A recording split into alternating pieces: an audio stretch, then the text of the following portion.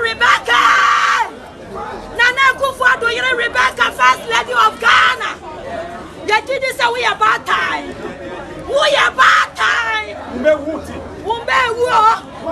Kasachira wo husband no kasachira magistrate na ojaji asama homacheno so de na mo na ko remind 2 weeks no jano no fire sika amaye esa se tama ye ne pre last year no mo kasachira ye no ye ji si ye twen ama na mo na ba enda wa bedu wa country cry ya jano mo aba na Ghana na sa so ada na sa so mo sama brati ni brabio Mujano, na say yesika na matiti ni na mo yasa. Me wone mo.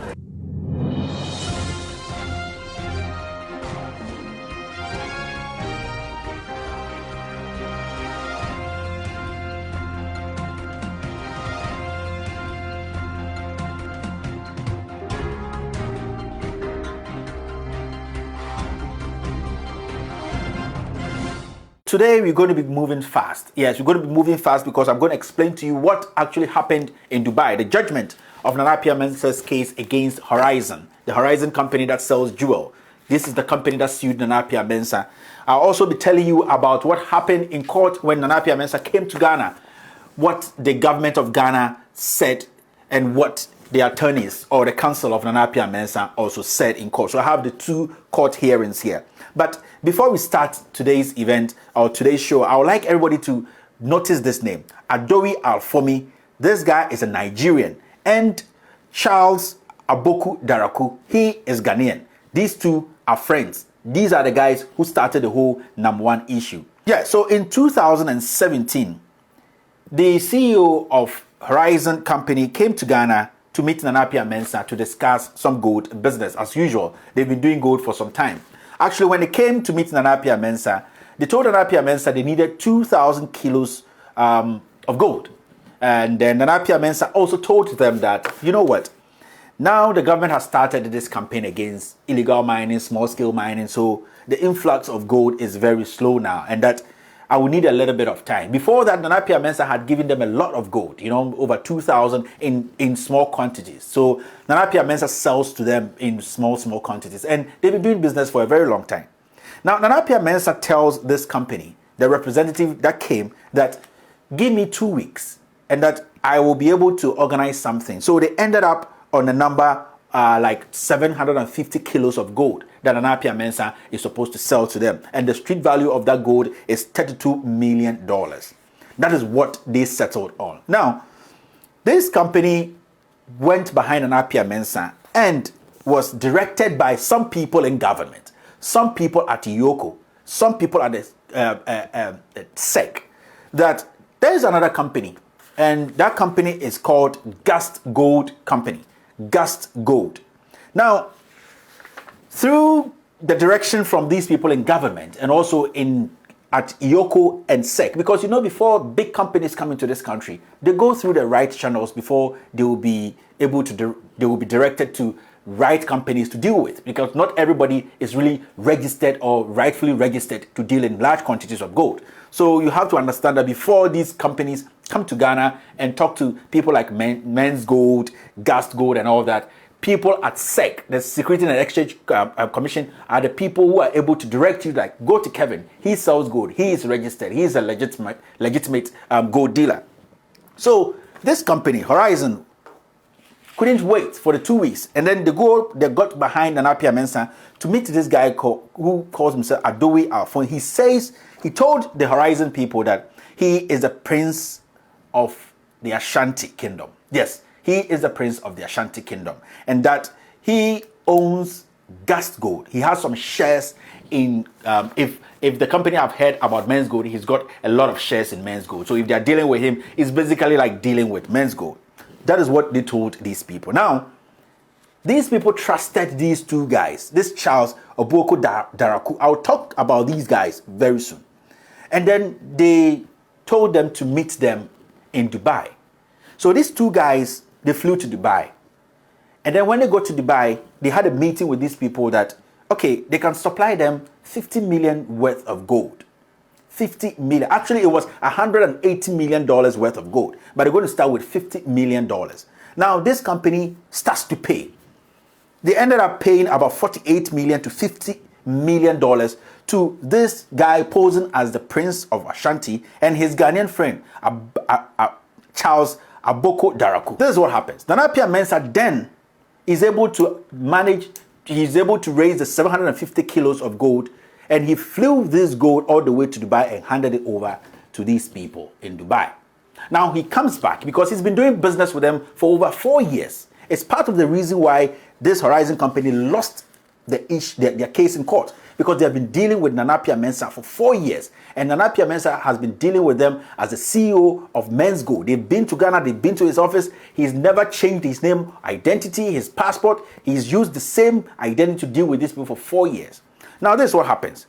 Nana Appiah Mensah comes back to Ghana. He's waiting for his money to be transferred to him.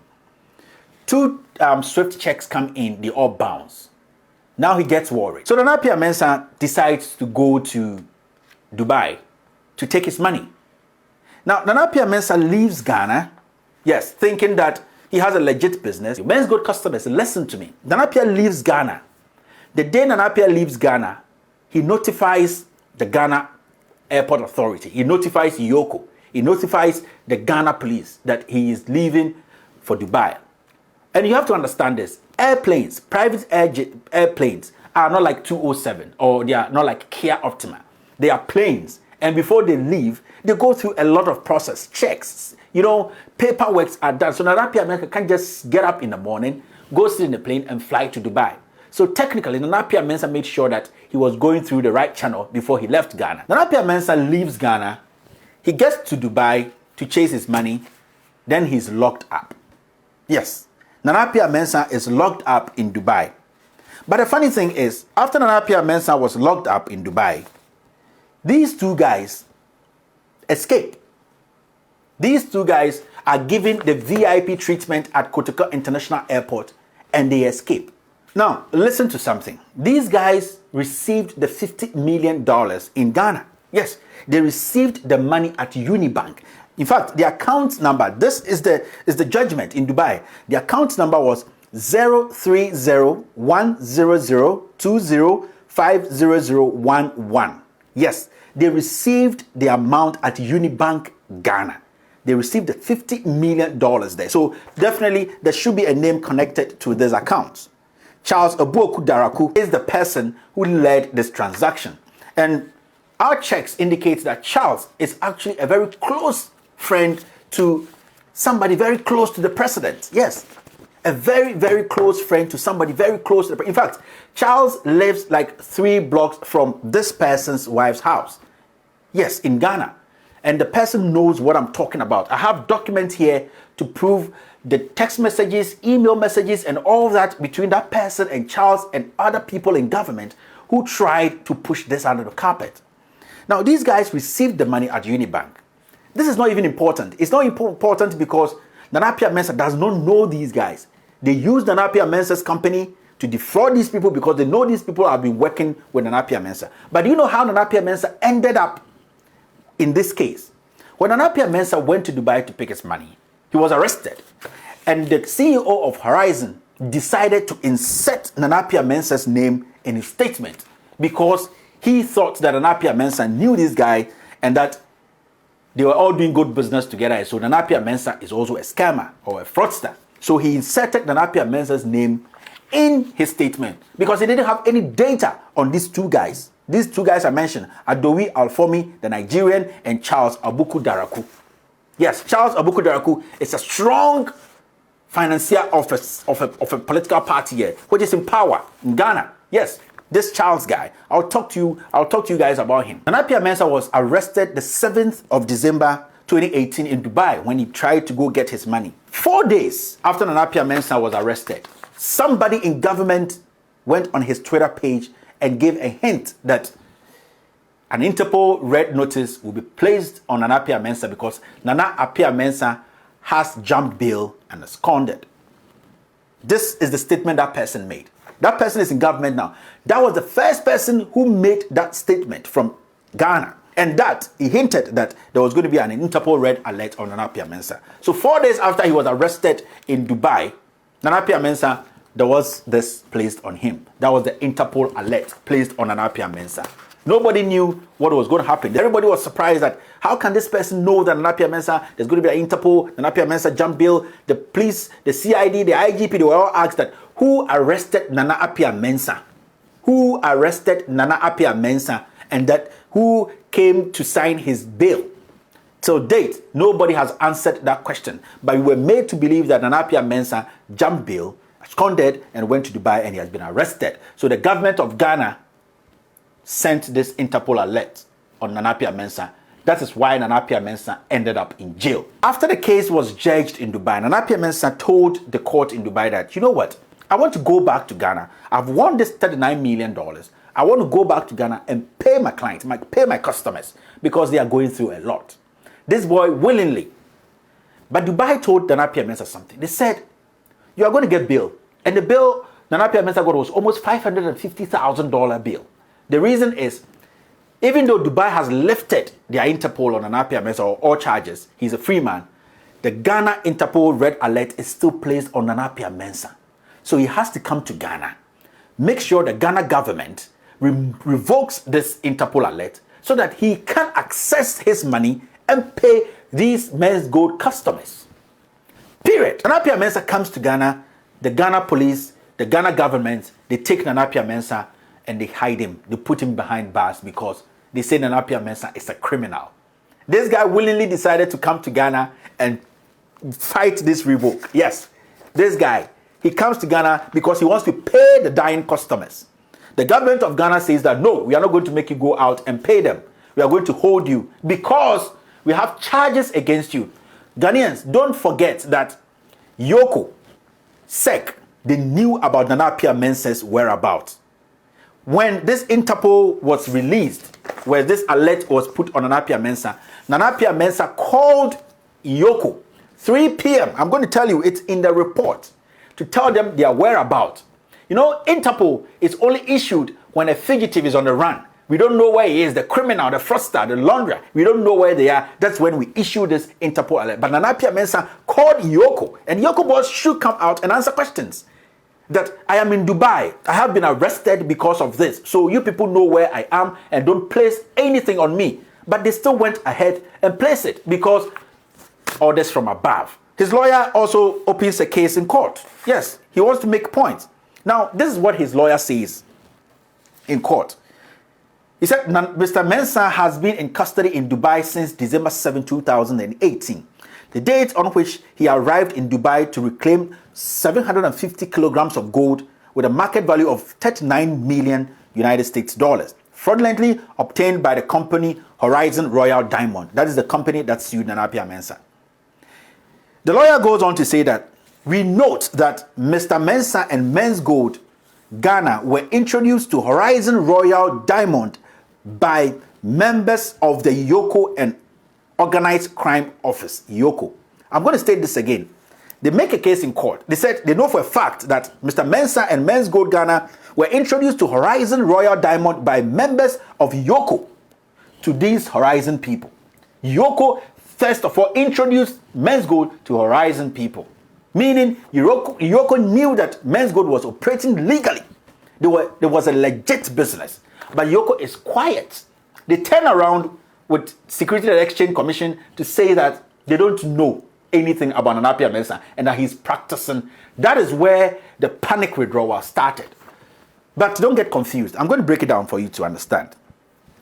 In court, when Nana Mensah was in court in Ghana, this is in court in Ghana. This is what his counsel is saying. The facts they have. He said, we understand that Horizon Royal Diamond instigated this plan as they believed that Men's Gold Ghana faced an eventual shutdown due to the regulatory dispute the company faced in 2018 amidst the misguided, wholly defamatory and ill-informed media reporting and criticism in Ghana. The question then must be asked as to whether or not the principals of Horizon Royal Diamond in the furtherance of their criminal attempt conspired with elements within the Republic of Ghana. Is a question they were asking, and they have a reason for asking that question. And the reason is here. There's a reason for asking if there were some elements or some Ghanaians who conspired with this Horizon guys to make sure that Nana Appiah Mensah is locked up. Because in court in Dubai, the CEO of Horizon said that he inserted Nana Appiah Mensah's name in it. He didn't know for sure that Nana Appiah Mensah had scammed him. Now, this is where it gets interesting. Listen to the lawyer of Nana Appiah Mensah. In court in Ghana, he said, it bears noting that, according to Interpol regulations, a red notice is a request to law enforcement worldwide to locate and provisionally arrest a person pending extradition. It is unequivocally recognized by the legal and law enforcement communities worldwide that the issuance of red notice is premised on the whereabouts of the individual in question being unknown. At this point, Nana Appiah Mensah, the government of Ghana, Yoko knew where Nana Appiah Mensah was. And I'm going to tell you the date and time when Nana Appiah Mensah notified Yoko where he was. Now, it goes on to say, officials from the Ghana embassy in UAE were constantly in touch with Mr. Mensah on almost a weekly basis. They were constantly in touch with Mr. Mensah on almost a weekly basis, and a high-level Ghana government delegation visited Mr. Mensah on the 17th of January 2019. Mr. Mensah himself called the Economic and Organized Crime Office Yoko on the 5th. Now, remember that this Interpol alert was sent out on the 11th. Nana Appiah Mensah also called Yoko to tell them their whereabouts. It was approximately 3 p.m. UAE time to tell them where he was. But on the 11th, a red notice was issued on Nana Appiah Mensah. Before I end this first part of this expose, I would like to ask a few questions. Why haven't the police gone after these two criminals? Yes, the Nigerian and the Ghanaian. And we know the bank they withdrew the $50 million from. Why haven't the police investigated that? I also like to ask, why was Hobson Adoye sacked from the Ghana airport? These are questions, and I will bring you answers. I also want to know, who is Charles Daraku, the Ghanaian who helped the Nigerian to dupe Horizon Company of $50 million? I'll bring you the full profile of this guy in the next episode. I also would like to ask, how did the government of Ghana come to $1.6 billion when they told us before that Nana Appiah Mensah owed $1.2 million? I also have answers here I'll be telling my fellow Ghanaians. And finally, does the CEO of Horizon Company, yes, the CEO of Horizon Company in Dubai, have any connections with anybody in the government of Ghana or Yoko and SEC? These are questions that I'll be giving you answers. I have documents. I have email trackings. We've intercepted so many things. And I'll let Ghanaians know the truth behind Nana Appiah Mensah's incarceration. Finally, I would like to ask men good customers. Yes, it's a simple advice, and it's also a question that if Francis Agodi, the person suing Nana Appiah Mensah and 16,000 others, decide to withdraw the case against Nana Appiah Mensah today, because Nana Appiah Mensah tells him in the face that he's going to pay him whatever he owes him, what case is the government going to have against Nana Appiah Mensah? Men's good customers, I've always said that I'm just a messenger. I'm here to tell you the truth. But men's good customers, the honest truth is, don't allow people to use your foolishness to fool you. Ladies and gentlemen, my name is Kevin Ekobedu Taylor, and this is With All Due Respect.